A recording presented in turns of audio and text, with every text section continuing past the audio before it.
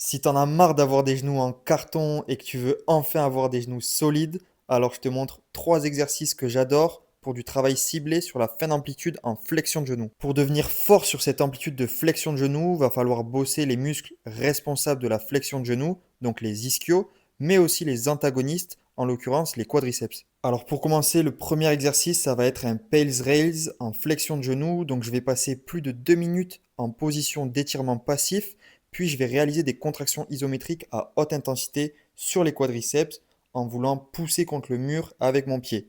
Puis je contracte mes ischios en voulant rapprocher le talon de ma fesse. Ensuite, le deuxième exercice, c'est un passive range hold en flexion de genou.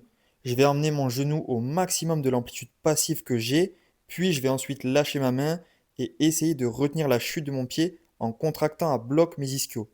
Le but ici est de venir combler l'écart entre mon amplitude passive et active. Et pour finir, le troisième exercice, c'est du reverse Nordic curl pour bosser les quadris et plus particulièrement le droit fémoral sur cette amplitude de flexion complète de genou dans laquelle les différents chefs du quadriceps seront très étirés. Tu peux commencer cet exercice facilement en te délestant avec un élastique au début. Et si tu bosses régulièrement ces trois exercices, tu verras des gains notables sur ta mobilité en fin de flexion de genou. Allez maintenant, like et abonne-toi si tu veux construire un corps fort et mobile.